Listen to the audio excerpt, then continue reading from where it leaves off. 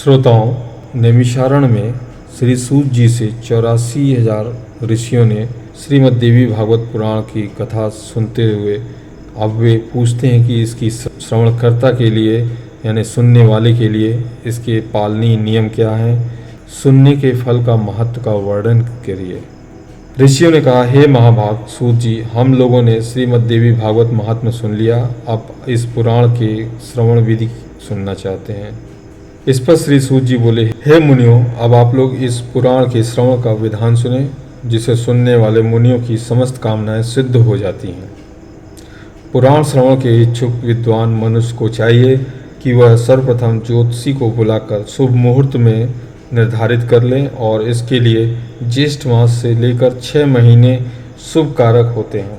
हस्त, अक्षनी, मूल, पुण्य, रोहिणी, अनुराधा, मृगशिरा तथा श्रवण नक्षत्र, पुण्यतिथि तथा शुभ दिन में श्रीमद् देवी भागवत पुराण का श्रवण कल्याणकारी होता है। जिस नक्षत्र में बृहस्पति हो उससे चंद्रमा तक गिनने पर क्रमशः इस प्रकार फल होते हैं। 4 नक्षत्र तक धर्म प्राप्ति और पुनः 4 तक लक्ष्मी की प्राप्ति और इसके बाद 1 नक्षत्र कथा में सिद्ध प्रदान करने वाला, फिर 5 नक्षत्र परम सुख की प्राप्ति करने वाला होता है और बाद में 6 नक्षत्र पीड़ा करने वाले और इसके बाद 4 नक्षत्र राजभय उत्पन्न करने वाले और उसके पश्चात 3 नक्षत्र ज्ञान प्राप्त करने में सहायक होते हैं। तो पुराण श्रवण के आरंभ में शिवोक्त चक्र का शोधन कर लेना चाहिए। देवी की प्रसन्नता के लिए इसे चारों नक्षत्रों में यानी कि चैत्र शुक्ल प्रतिपदा से दशमी तक और आषाढ़ शुक्ल प्रतिपदा से दशमी तक और अश्विन शुक्ल प्रतिपदा से विजयदशमी तक, इसके बाद कार्तिक शुक्ल एकादशी देवोत्तनी प्रबोधनी एकादशी जो होती है उसमें, फिर चौथा है माघ शुक्ल प्रतिपदा से दशमी तक सारस्वत नवरात्र जिसे कहते हैं। तो इनमें इन चारों नवरात्र में सुनना चाहिए तथा अथवा तिथिवार और नक्षत्र पर सम्यक विचार करके यह पुराण अन्य मासों में भी सुना जा सकता है। और विवाह आदि में जिस प्रकार उत्साहपूर्वक तैयारी की जाती है उसी प्रकार नवा यज्ञ के अवसर पर भी बुद्धिमान मनुष्यों को प्रयत्नपूर्वक सामग्री आदि तैयारी करनी चाहिए और पाखंड तथा लोभ से रहित चतुर, उदार एवं देवी भक्त सज्जनों को भी सहायक के रूप में लेना चाहिए। देश देश में भी प्रयत्नपूर्वक यह संदेश भेजना चाहिए। यहाँ हे सज्जनों, यहाँ पर श्रीमद् देवी भागवत कथा का आयोजन हो रहा है, आप यहाँ पर अवश्य पधारें।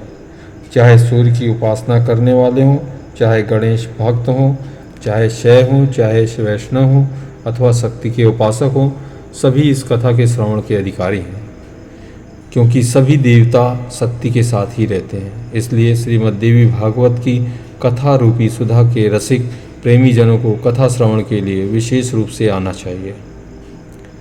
ब्राह्मण, क्षत्रिय, वैश्य, शूद्र, चारों वर्ण के स्त्री पुरुष एवं ब्रह्मचर्य, गृहस्थ, वानप्रस्थ, संन्यास, इन चारों आश्रमों में निरत मनुष्यों के चाहे सकाम भाव से अथवा निष्काम भाव से अवश्य ही इस कथा का साधुपान करना चाहिए।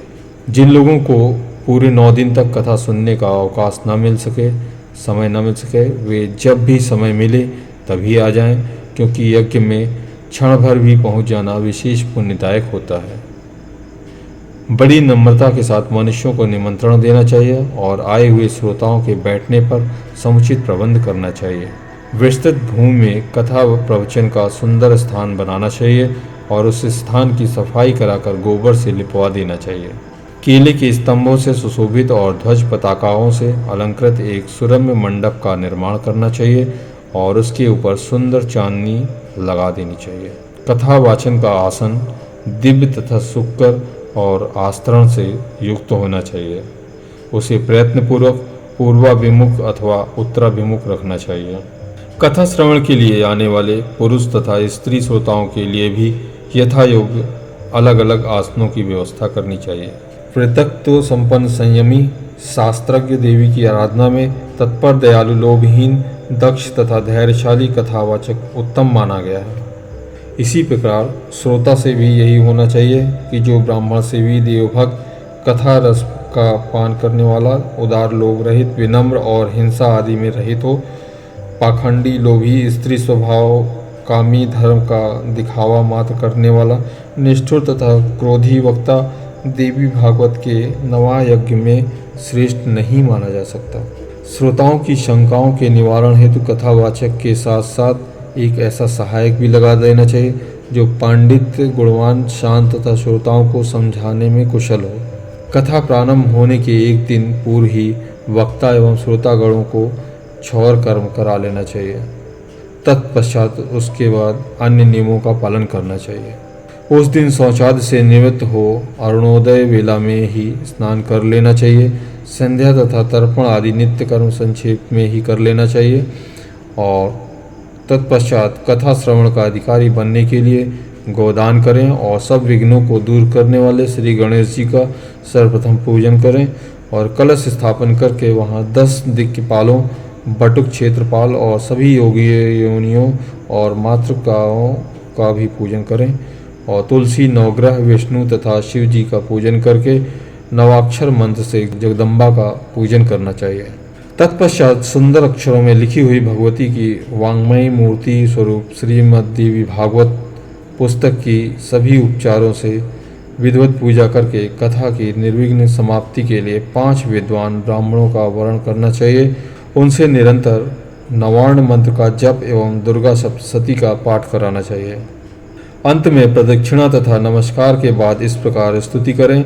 हे कात्यायन, हे महामाये, हे भुवनेश्वरी, हे कृपामय, हे भवानी, मैं संसार सागर में डूब रहा हूँ, मेरा उद्धार कीजिए।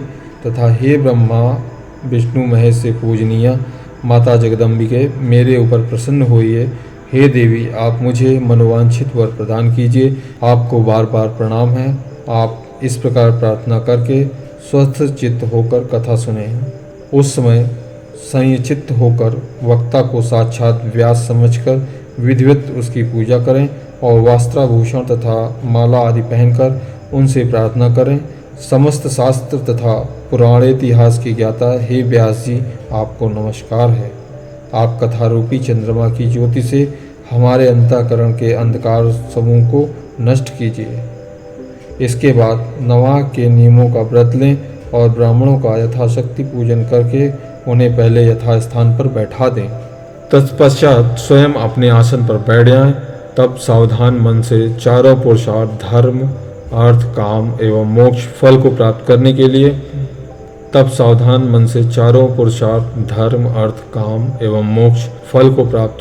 लिए पुत्र, कलत्र, धन, धान्य, ग्रह की चिंता छोड़कर कथा सुने। विद्वान वक्ता को चाहिए कि वह सूर्योदय से आरंभ होकर के पुनः दोपहर में 2 घड़ी विश्राम करके सूर्यास्त के कुछ समय पहले तक कथा वाचन करे। मूल मूत्र की वेग को रोकने के लिए स्वल्पाहार उत्तम होता है।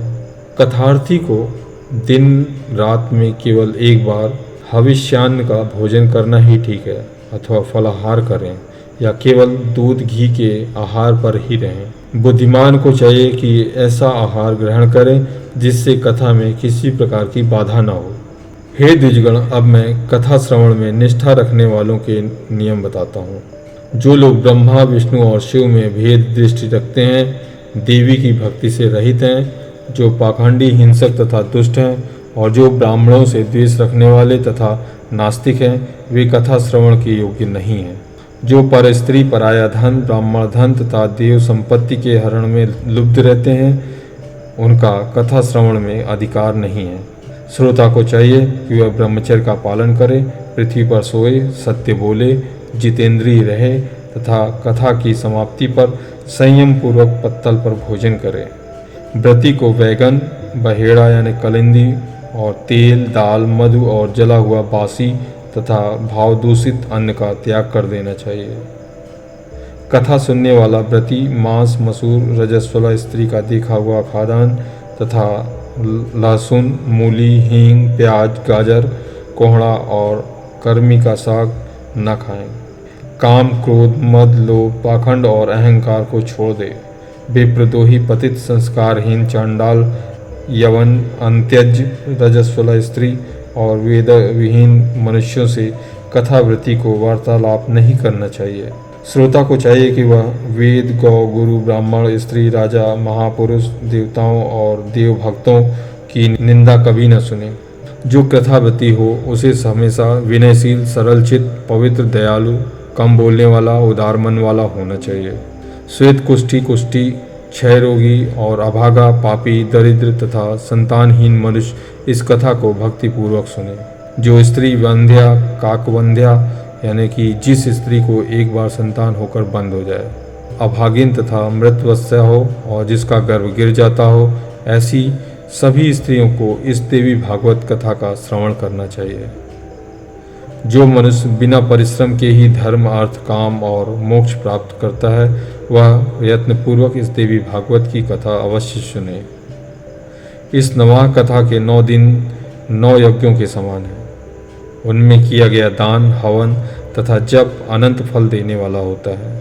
इस प्रकार नवाह व्रत करके उसका उद्यापन करना चाहिए।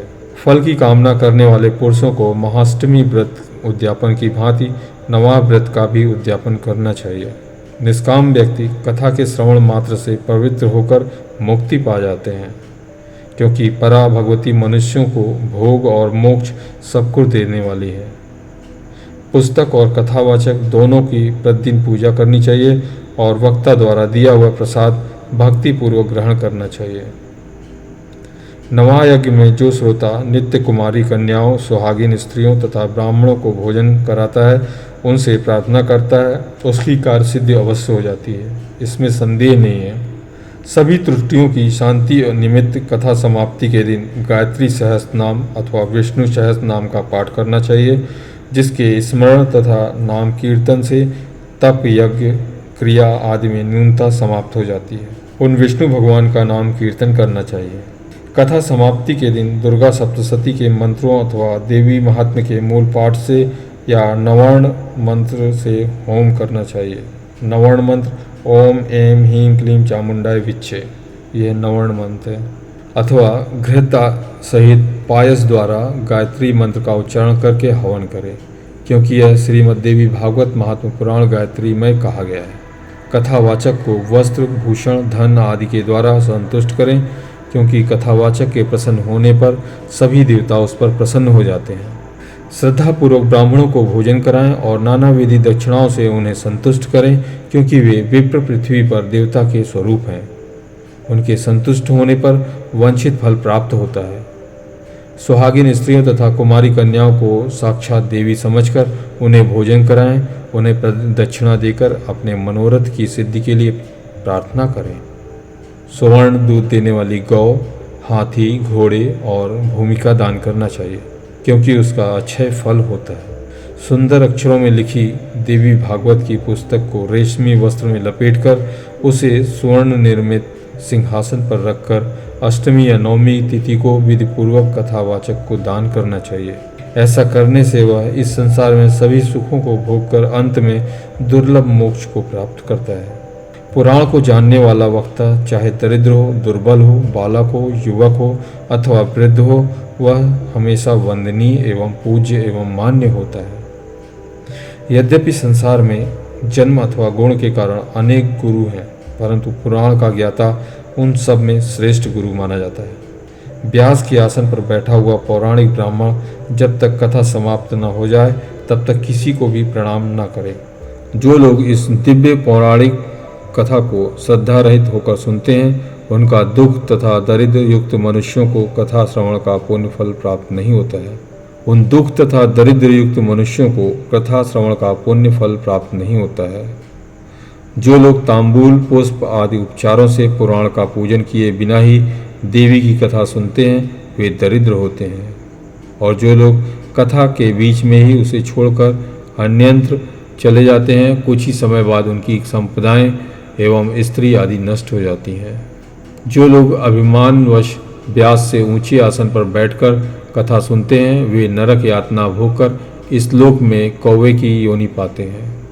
जो बहुमूल्य आसन पर अथवा वीर आसन पर बैठकर दिव्य कथा का श्रवण करते हैं, वे अर्जुन वृक्ष होते हैं।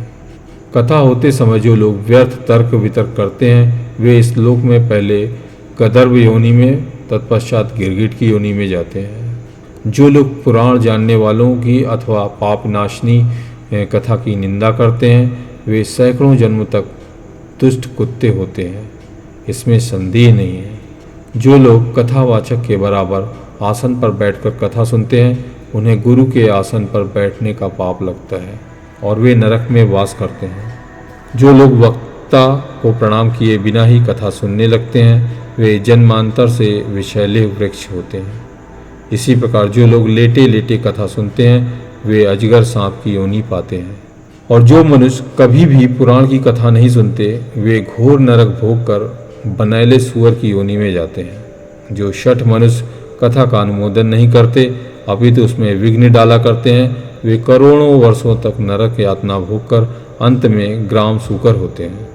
जो लोग पुराणवत्ता को आसन, पात्र, द्रव्य, फल, वस्त्र, कंबल प्रदान करते हैं, वे भगवान के परम पद को प्राप्त करते हैं। जो मनुष्य पुराण पुस्तक के लिए नवीन रेशमी वस्त्र तथा सुंदर सूत का दान करते हैं, वे सुखी रहते हैं।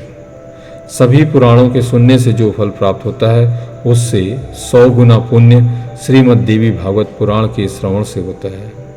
जिस प्रकार नदियों में गंगा श्रेष्ठ है, देवताओं में शिव, काव्यों में वाल्मीकि रामायण तथा तेजस्वियों में भगवान सूर्य श्रेष्ठ हैं, और जैसे आनंद देने वालों में चंद्रमा, सब धनों में सुयश, क्षमाशीलों में पृथ्वी, गंभीरता में समुद्र, मंत्रों में गायत्री तथा पापनाशक के उपायों में भागवत स्मरण श्रेष्ठ है, उसी प्रकार 18 पुराणों में यह श्रीमद् देवी भागवत पुराण सर्वश्रेष्ठ है। जिस किसी भी उपाय से यदि कोई मनुष्य इस महापुराण की 9 आवृत्तियां सुन ले, तो उसके फल का वर्णन नहीं किया जा सकता। वह तो जीवन मुक्त ही हो जाता है। किसी शत्रु राजा से भय होने पर, महामारी के समय अकाल पड़ने पर तथा राष्ट्रभंग के अवसर पर उसकी शांति के लिए यह पुराण सुनना चाहिए। हे विप्रो, भूत प्रेत आदि के शमन के लिए, शत्रु से राज्य कर प्राप्त करने के लिए और पुत्र प्राप्त करने के लिए श्रीमद् देवी भागवत का श्रवण करना चाहिए। जो देवी भागवत के आधे श्लोक या चौथाई श्लोक को प्रतिदिन सुनता या पढ़ता है, वह परम गति को प्राप्त होता है। स्वयं भगवती जगदम्बा ने इस पुराण को सर्वप्रथम केवल आधे श्लोक में ही प्रकाशित किया है। वही बाद में शिष्य प्रशिष्यों के द्वारा देवी भागवत के रूप में विस्तृत कर दिया गया है। गायत्री से बढ़कर न कोई धर्म है, न तप है, न कोई देवता है और न ही कोई मंत्र ही है। भगवती अपना गुणगान करने वाले की रक्षा करती है और इसी कारण उन्हें गायत्री कहा जाता है। वे भगवती गायत्री इस पुराण में अपने रहस्यों सहित विराजती हैं। अतः भगवती को प्रसन्न करने वाले इस देवी भागवत की 16वीं कला के समान भी अन्य महापुराण नहीं हो सकते हैं। श्रीमद् देवी भागवत पुराण अत्यंत निर्मल, जो ब्राह्मणों का अमूल धन है और जिसमें स्वयं धर्मपुत्र नारायण ने पवित्र धर्म का वर्णन किया है। इसमें श्री गायत्री का रहस्य एवं मणिद्वीप का सम्यक वर्णन किया गया है। साथ ही इसमें हिमालय के प्रति स्वयं भगवती द्वारा कही गई देवी गीता का विद्यमान है। इस कारण हे विप्रो, इस महापुराण के सदृश दूसरा कोई उत्तम पुराण श्लोक में नहीं है। अतः आप लोग सदा इस श्रीमद् देवी भागवत का भली भांति सेवन करें, जिनके संपूर्ण प्रभाव को ब्रह्मा, विष्णु, शिव, भगवान शेष भी भली भांति नहीं जान सकते, जबकि वे उन्हीं के अंशज भी हैं। तब दूसरे देवता उन्हें कैसे जान सकेंगे। उन भगवती जगदम्बिका को मेरा निरंतर प्रणाम है, जिनके चरण कमलों की धूल पाकर ब्रह्मा समस्त संसार की रचना करते हैं, भगवान विष्णु निरंतर पालन करते हैं और रुद्र संहार करते हैं। दूसरे किसी उपाय से वे अपना अपना कार्य करने में समर्थ नहीं हो सकते। ऐसी उन भगवती जगदम्बा को मेरा सतत प्रणाम है। अमृत सागर के तट पर कल्प वृक्ष की वाटिका से सुशोभित मणिद्वीप में स्थित बहुवर्णा चित्रित चिंतामणिमय भवन में तथा परम शिव के हृदय में विराजमान रहने वाली और मंद मंद मुस्कान युक्त मुखमंडल वाली जगदम्बा का ध्यान करके मनुष्य संसारिक सुखों का उपभोग करता है और अंत में निश्चय ही मोक्ष प्राप्त करता है। इस प्रकार ब्रह्मा, विष्णु, शिव, इंद्र आदि देवताओं एवं समस्त महर्षियों द्वारा पूजित मणिद्वीप निवासिनी वे भगवती संसार का कल्याण करती रहे। इसी प्रकार श्री स्कंद पुराण के अंतर्गत मानस खंड में श्रीमद् देवी भागवत महात्म्य का देवी भागवत श्रवण विधि वर्णन नामक 5वां अध्याय समाप्त हुआ।